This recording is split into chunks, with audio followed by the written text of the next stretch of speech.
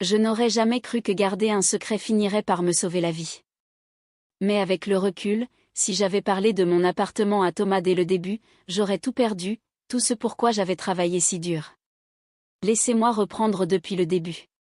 3 ans avant de le rencontrer, j'avais 25 ans et je faisais des horaires de dingue en tant que graphiste pour une boîte parisienne qui me payait bien mais qui exigeait tout de moi. Ça ne me dérangeait pas, j'avais un objectif. Pendant que mes amis dépensaient leur argent dans des vacances à Ibiza ou des sacs de luxe, j'économisais chaque centime. Je mangeais des plats préparés pas chers, je n'allais jamais dans les restos branchés et je n'achetais absolument rien de superflu. Mes collègues me trouvaient ennuyeuse, ma famille me trouvait trop sérieuse, mais je me fichais de ce que les gens pensaient. Après 3 ans d'économie draconienne et d'heures supplémentaires, j'ai enfin eu assez pour l'apport personnel d'un appartement. Et pas n'importe lequel, un magnifique 3 pièces dans un quartier sécurisé, proche des bonnes écoles et des parcs. L'immeuble était impeccable, les voisins calmes, et je me suis sentie chez moi dès que j'ai franchi le seuil. J'avais 28 ans quand j'ai signé l'acte de vente chez le notaire. Je me souviens avoir pleuré de joie dans le salon vide. C'était à moi. Rien qu'à moi. Personne ne pourrait me l'enlever. J'ai appris une leçon importante en achetant cet appartement, les gens vous traitent différemment quand ils savent que vous avez de l'argent ou du patrimoine. Soudainement, des cousins à qui je parlais à peine voulaient venir me voir, des amis qui ne m'appelaient jamais ont commencé à demander des prêts. Même ma propre cousine a suggéré que je devrais lui louer une chambre pour une bouchée de pain parce que la famille s'entraide. J'ai dit non à tout le monde. C'était ma réussite, ma sécurité, et je n'allais laisser personne m'utiliser.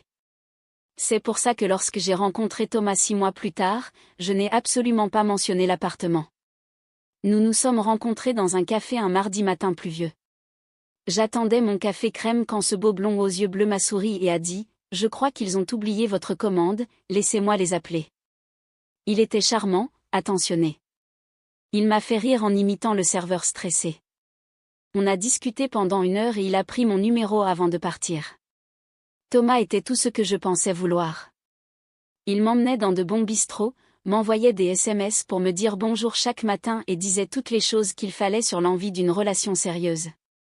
Mais il y avait des petits détails qui me gênaient, des petits signaux d'alarme que j'essayais d'ignorer parce que je l'aimais bien. Il semblait toujours oublier son portefeuille quand l'addition arrivait. Pas à chaque fois, mais assez souvent pour que je le remarque. Il parlait beaucoup de l'argent qu'il allait gagner un jour, de gros contrats commerciaux presque signés, d'opportunités qui ne se concrétisaient jamais vraiment. Il travaillait comme commercial, mais il était toujours entre 2 postes où attendait la bonne opportunité. Quand il m'a demandé où j'habitais, j'ai juste dit que je logeais dans un appartement près du centre et que je payais les factures. C'était vrai. Je n'ai pas menti. Je ne lui ai juste pas dit que j'étais propriétaire. Il a supposé que j'étais locataire et je l'ai laissé croire ça, mon instinct me disait de garder cette information pour moi, au moins jusqu'à ce que je le connaisse mieux. Après 3 mois de relation, Thomas m'a présenté sa mère, Catherine. Je n'oublierai jamais cette première rencontre. Nous sommes allés dans un restaurant gastronomique, le genre avec des nappes en tissu épais et des prix qui vous donnent des sueurs froides. Catherine est arrivée vêtue de vêtements de créateur et portant plus de bijoux que je n'en avais jamais vu sur une seule personne.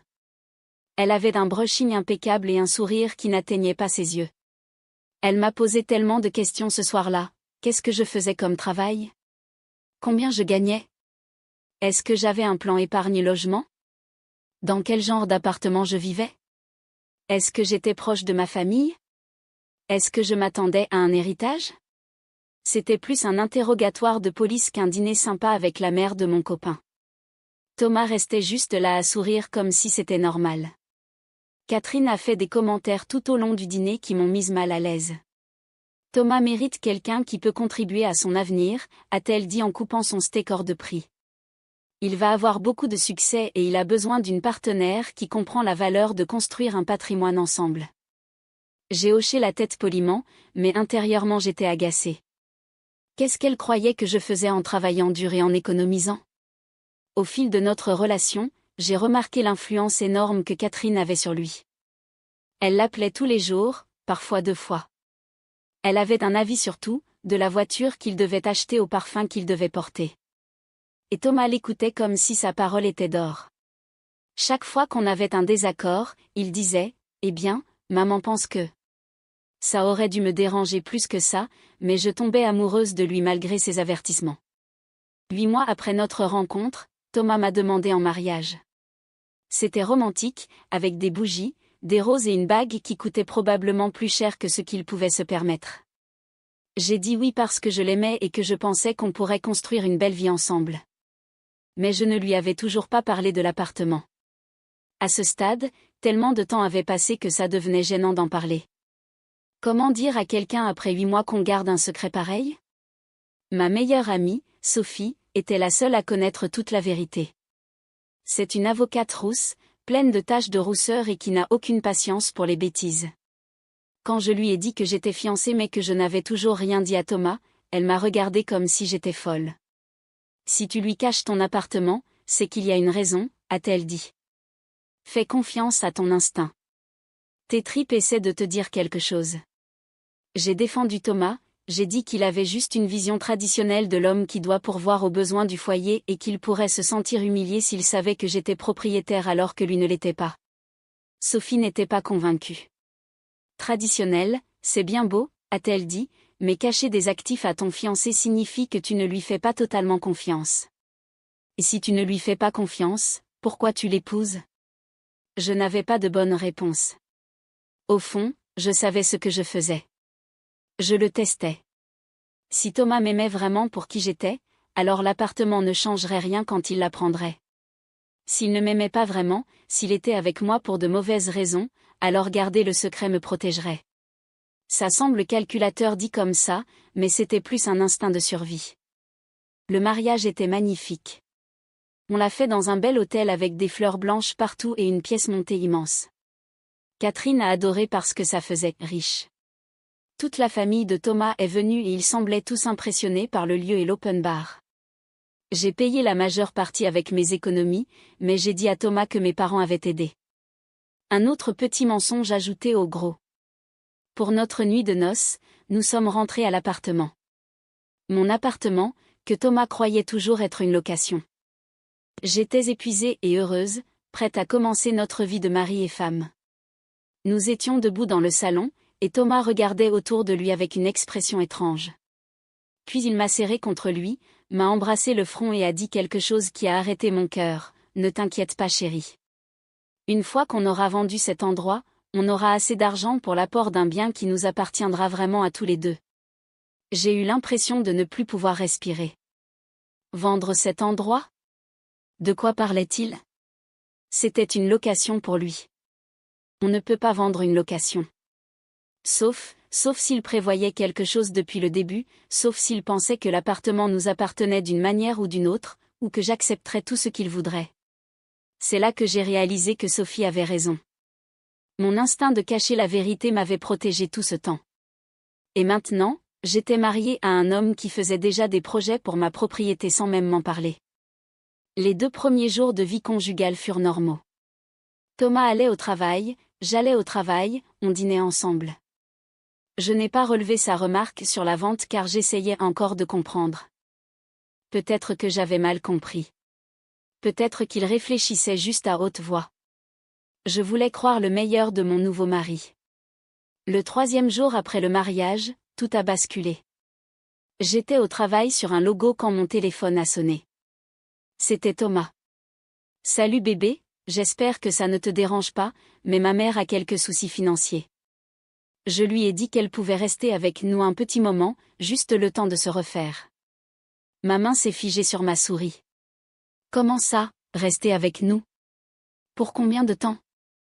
La voix de Thomas a pris ce ton défensif qu'il utilisait dès que je questionnais quoi que ce soit sur Catherine. Je ne sais pas exactement. Quelques semaines, peut-être un mois. On a cette chambre d'amis et c'est ma mère. Elle a besoin d'aide. Je voulais hurler. C'était chez moi. Il aurait dû me demander avant d'inviter qui que ce soit, même sa mère. Mais j'ai gardé une voix calme, on aurait dû en parler d'abord, Thomas. C'est une grande décision. Il a soupiré comme si j'étais déraisonnable. Elle est déjà en route. Elle sera là dans 1 heure. À ce soir. puis il a raccroché. Je suis restée assise à mon bureau, fixant mon téléphone, sentant la colère monter. Catherine emménageait sans ma permission dans mon appartement dont Thomas ignorait même que j'étais la propriétaire. J'ai pensé à le rappeler pour lui dire la vérité tout de suite, mais quelque chose m'a retenue. Je voulais voir ce qui allait se passer. Je voulais voir jusqu'où ça irait. Quand je suis rentrée ce soir-là, Catherine était déjà là. Elle avait 3 grosses valises dans l'entrée et se tenait dans mon salon comme si elle était la propriétaire. « Ah, bien. Tu es enfin rentrée », a-t-elle dit sans même dire bonjour. Thomas m'a donné le double des clés. J'ai réorganisé certaines choses. Tu avais mis les meubles n'importe comment, et ces bibelots faisaient tellement bas de gamme. Je les ai mis dans le placard pour toi. J'ai regardé mon salon et j'ai senti mon visage brûler. Elle avait déplacé mon canapé, décroché mes cadres et enlevé les plantes que j'adorais du rebord de la fenêtre. Catherine, c'était mes affaires. Vous ne pouvez pas juste virer ma décoration. Elle a agité la main comme si j'étais ridicule. Oh ma chérie, je ne les ai pas jetés. Je les ai juste mis hors de vue. Tu me remercieras plus tard. C'est beaucoup mieux maintenant. Thomas est rentré 1 heure plus tard et a agi comme si tout était parfaitement normal. Quand j'ai essayé de lui parler en privé, il a dit, elle essaie juste d'aider. Tu es trop sensible. Cette nuit-là, allongée à côté de mon mari, j'ai réalisé que j'avais fait une terrible erreur. Mais j'étais mariée, Catherine vivait chez moi, et je n'avais toujours dit à personne la vérité. Les jours suivants furent un cauchemar. Catherine agissait comme si elle avait toujours vécu là. Elle fouillait mes placards de cuisine, jetait la nourriture qu'elle n'aimait pas. Elle invitait ses amis à déjeuner sans me demander. Elle utilisait mes crèmes de visage hors de prix et mes serviettes de bain sans permission. Quand je rentrais du travail, elle était sur mon canapé devant ma télé, mangeant ma nourriture, et me regardait à peine.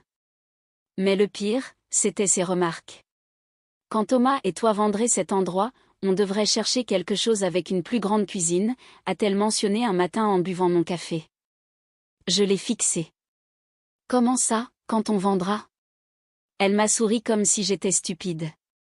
Eh bien, vous louez pour l'instant, non? Thomas m'a dit que vous vouliez acheter ensemble. Il faudra trouver une location moins chère pour vous permettre d'économiser l'apport. Mes mains tremblaient en versant mon café. Elle disait « on » comme si elle faisait partie de mon mariage. Elle disait « Thomas et toi » comme si je n'étais même pas impliquée dans les décisions concernant mon propre foyer. Et elle n'avait aucune idée que cet appartement était à moi, que je possédais chaque centimètre carré, et que ni elle ni Thomas n'avaient le moindre droit de faire des plans dessus. J'ai commencé à remarquer que Catherine et Thomas avaient des conversations privées qui s'arrêtaient dès que j'entrais. Ils chuchotaient dans la cuisine et se taisaient ou changeaient de sujet dès qu'ils entendaient mes pas.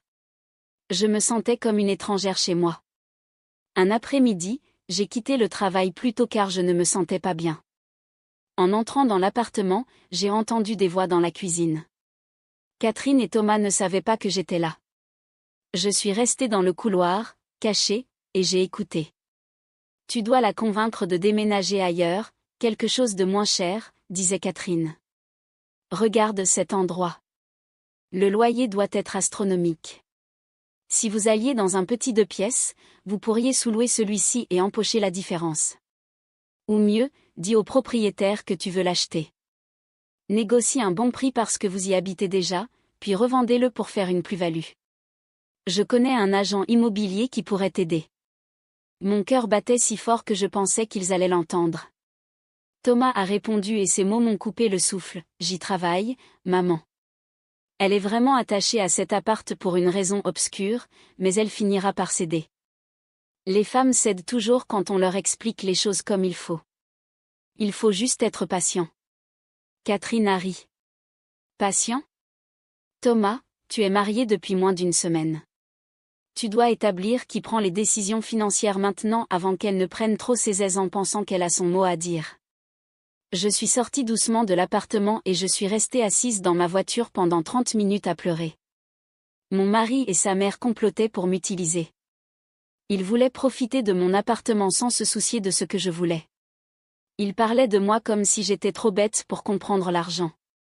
Ce soir-là, Thomas a lancé une conversation sur notre avenir.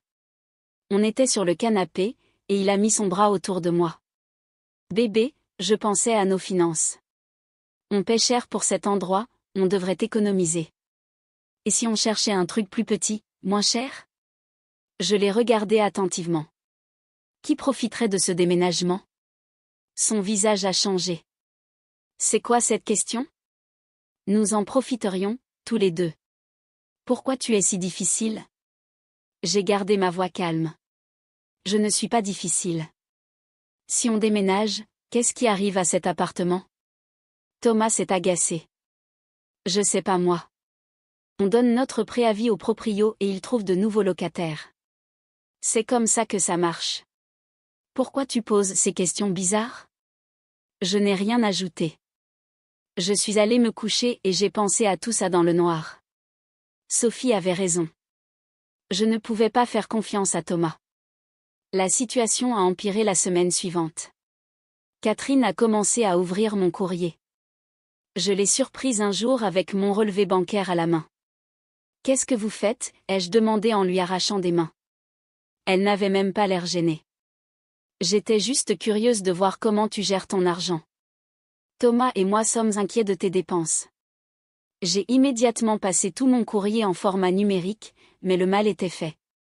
Elle avait vu combien j'avais sur mon compte, et elle l'avait dit à Thomas. Catherine a aussi commencé à dire que je ne contribuais pas assez au ménage. Peu importe que je payais les courses, l'électricité, Internet et toutes les factures sauf le crédit auto de Thomas. Thomas travaille si dur, disait-elle. Tu devrais l'apprécier davantage. Chaque fois qu'elle me critiquait, Thomas la soutenait. Puis un soir, Catherine a fait une annonce qui a tout changé. Elle mangeait à ma table avec un grand sourire. J'ai appelé mon ami Monsieur Mercier aujourd'hui. C'est un agent immobilier. Il vient demain après-midi pour faire une estimation de l'appartement, comme ça on saura sur quelle base partir pour négocier l'achat avec ton propriétaire. Thomas a hoché la tête comme si c'était une idée de génie. Je suis restée là, fourchette en l'air, réalisant que demain, tout allait exploser. Demain, il saurait la vérité. Je n'ai pas dormi de la nuit. Une partie de moi voulait tout dire à Thomas pour arrêter ça, mais une autre partie, la plus intelligente, voulait voir la scène se jouer. À 6 heures du matin, je me suis levée. J'ai trouvé la carte de visite de Monsieur Mercier que Catherine avait laissé traîner et je l'ai appelé. Il a répondu, l'air endormi. Bonjour Monsieur Mercier. C'est la propriétaire de l'appartement que vous devez estimer aujourd'hui. Je dois vous parler de quelque chose de très important. Je lui ai tout expliqué en chuchotant. Le secret, le plan de Catherine et Thomas. Après un silence, Monsieur Mercier a ri. Un rire de surprise. Madame, je fais ce métier depuis 20 ans, je n'ai jamais vu ça. Vous voulez que je vienne faire l'estimation et voir ce qui se passe quand ils découvriront que c'est vous la propriétaire? J'ai confirmé. Il a accepté de m'aider. Je suis allée travailler comme d'habitude, mais j'ai dit à mon patron que j'avais une urgence familiale. Thomas avait pris son après-midi et Catherine avait cuisiné un déjeuner royal pour Monsieur Mercier. Quand je suis arrivée à 13 heures, Catherine avait mis mes belles assiettes. Thomas portait sa plus belle chemise. Ils m'ont regardé avec agacement. « Pourquoi tu es là ?» a demandé Catherine. « C'est une affaire importante, on n'a pas besoin que tu nous tournes autour. » J'ai souri doucement. « C'est ici que je vis. Je pense avoir le droit d'être là. » Thomas a froncé les sourcils mais n'a rien dit. Monsieur Mercier est arrivé 15 minutes plus tard. C'était un petit homme aux cheveux gris et aux yeux bienveillants. Catherine s'est précipitée pour l'accueillir. « Merci de venir si vite, Monsieur Mercier. Un café ?» Il a souri poliment. « Non merci. Commençons l'estimation. » Il a parcouru l'appartement, prenant des notes. Catherine et Thomas le suivaient comme des toutous, vantant les mérites de l'appartement. « On a vraiment pris soin de cet endroit », a dit Thomas, ce qui était drôle vu qu'il n'y vivait que depuis une semaine. « Une fois qu'on l'aura racheté au propriétaire, on pense faire des travaux pour le revendre avec une belle plus-value, a ajouté Catherine. J'étais assise sur le canapé, regardant ce spectacle, sentant ma colère grandir. Ils dépensaient mon argent dans leur tête. Après 30 minutes, Monsieur Mercier est revenu au salon. Eh bien, a-t-il dit en ouvrant son dossier. C'est une situation intéressante. Catherine rayonnait. On pense que ça vaut beaucoup, non? Monsieur Mercier a hoché la tête. Oui, la valeur a augmenté. Mais avant de vous donner un prix, je dois clarifier quelque chose. Lequel d'entre vous est le propriétaire réel de cet appartement? Le silence s'est fait. Propriétaire, a dit Thomas lentement. Monsieur Mercier, il y a un malentendu. On est locataire. C'est pour ça qu'on vous a appelé, pour faire une offre au propriétaire. Monsieur Mercier a joué la confusion à merveille. C'est très étrange, car j'ai sorti l'acte de propriété avant de venir. Et selon les registres publics, cet appartement appartient à... Il a fait une pause, m'a regardé droit dans les yeux et a prononcé mon nom complet. Je n'oublierai jamais le visage de Thomas. Confusion, choc, compréhension, puis colère en 5 secondes. La bouche de Catherine s'ouvrait et se fermait comme un poisson. C'est impossible, a finalement dit Thomas, la voix tremblante. Tu ne m'as jamais dit que tu étais propriétaire. Tu m'as laissé croire que c'était une location. Tu m'as menti. Je me suis levée. Je n'ai jamais menti, Thomas. Tu as demandé où je vivais. J'ai dit ici. Tu as supposé que je louais. Je ne t'ai juste jamais corrigé. Catherine a retrouvé sa voix, qui est sortie comme un cri perçant. Espèce de petite manipulatrice. Tu as piégé mon fils. Je me suis tournée vers elle. Piégé? C'est intéressant venant de vous, Catherine. On devrait parler de la conversation que j'ai entendue la semaine dernière? Celle où vous complotiez pour arnaquer le propriétaire? Thomas s'est levé d'un bond. Tu nous écoutais? C'est une violation de vie privée. J'ai ri jaune. C'est ma maison, Thomas. Mon appartement que j'ai acheté avec mon argent 3 ans avant de te connaître. Il n'y a pas de conversation privée ici qui ne me concerne pas. Monsieur Mercier s'est raclé la gorge. Je pense que je devrais vous laisser régler ça en famille. Il est parti en me chuchotant bon courage. Dès que la porte s'est fermée, Thomas a explosé. Il a hurlé sur la confiance, l'honnêteté, le fait qu'une femme doit tout dire à son mari. Tu es endetté jusqu'au cou, Thomas, ai-je répliqué calmement. Tu as été en retard 2 fois sur ta voiture depuis le mariage. Mais je suis censé tout partager alors que tu ne partages rien? Catherine a craché son venin. Comment oses-tu parler à mon fils comme ça? Je me suis tournée vers elle. Vous avez emménagé chez moi sans demander, jeté mes affaires, ouvert mon courrier. Vous m'avez utilisé tous les deux. Thomas est devenu violet. Je suis ton mari. Ça veut dire quelque chose. J'ai des droits. J'ai senti ma colère monter. Des droits sur quoi? Sur mon appartement acquis avant de te connaître? La dispute a duré 2 heures. Finalement, Thomas a dit quelque chose qui m'a glacé le sang. Ce n'est pas fini. Je suis ton mari. On est mariés, les biens sont communs. J'ai des droits légaux sur cet appartement, que tu le veuilles ou non. Catherine a souri. Il a raison. Tu l'as peut-être acheté avant, mais maintenant Thomas a droit à la moitié. Alors soit tu es intelligente et tu collabores, soit on prend des avocats. J'ai eu peur. Est-ce qu'ils avaient raison? Je me suis enfermée dans la chambre et j'ai appelé Sophie en pleurant. Sa voix d'avocate a pris le dessus, écoute-moi bien. Ils mentent. Tu as acheté ce bien avant le mariage avec tes fonds propres. C'est un bien propre. Thomas n'a aucun droit dessus. Même sous le régime de la communauté, ce qui est à toi avant reste à toi. Ils essaient de te faire peur. Elle est arrivée 30 minutes plus tard. Quand Sophie est entrée, Catherine a croisé les bras. C'est qui elle? Je suis son avocate, a dit Sophie froidement. Et nous devons parler de vos fausses affirmations concernant le régime matrimonial.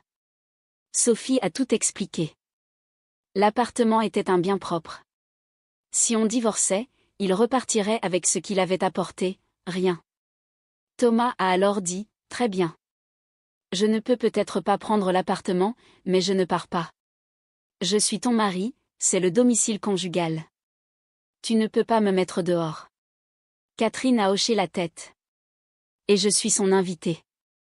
Sophie m'a regardé, sachant qu'il marquait un point, l'expulsion d'un conjoint est complexe. Chaque menace, chaque harcèlement sera documenté, a dit Sophie. On demandera une ordonnance de protection. Les 2 semaines suivantes furent infernales. Il refusait de partir. Musique à fond, disparition de mes vêtements, vol de nourriture. Monsieur Gilbert, mon voisin du dessous, a toqué à ma porte un soir. Je suis désolé de vous déranger, mais j'entends tout. Je sais ce qu'ils vous font subir. Il m'a proposé de témoigner. Je tiens un journal des bruits et des cris. J'ai pleuré dans ses bras. Sophie montait le dossier. Photos, vidéos, témoignages.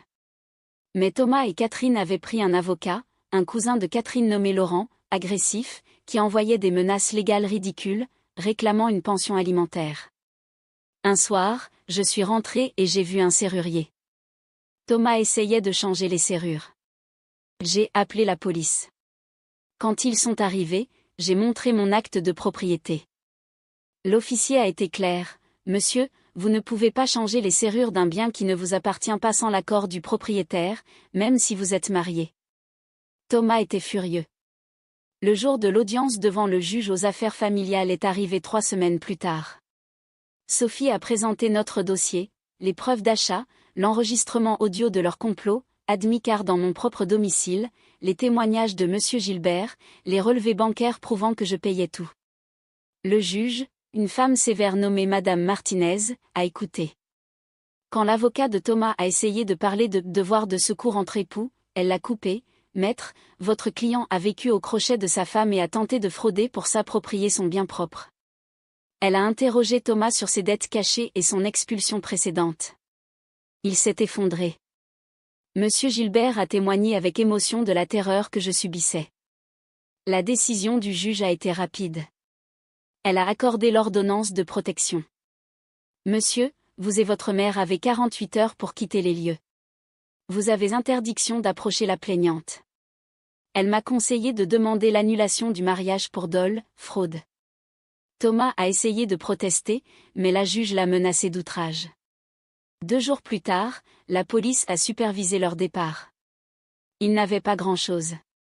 En partant, Thomas m'a dit, « Tu as détruit notre mariage pour un appartement. » Je lui ai répondu, « Tu as détruit notre mariage quand tu as décidé que ma propriété valait plus que ma confiance. » L'annulation a été prononcée quelques mois plus tard. J'ai changé les serrures, repeint les murs, acheté de nouveaux meubles. Aujourd'hui, 6 mois après, je buvais du vin avec Sophie sur mon nouveau canapé. « Tu regrettes d'avoir gardé le secret ?» m'a-t-elle demandé. « Non », ai-je répondu. Si je lui avais dit, il m'aurait épousée quand même et m'aurait manipulée pour vendre plus tard. Le secret m'a protégée. J'ai appris que le véritable amour n'essaie pas de vous voler. Et mon appartement est vraiment à moi maintenant. Personne ne vit ici qui ne me respecte pas. Et quand je rentre après une longue journée, je me sens enfin en sécurité. Ça vaut plus que n'importe quel mariage bâti sur des mensonges.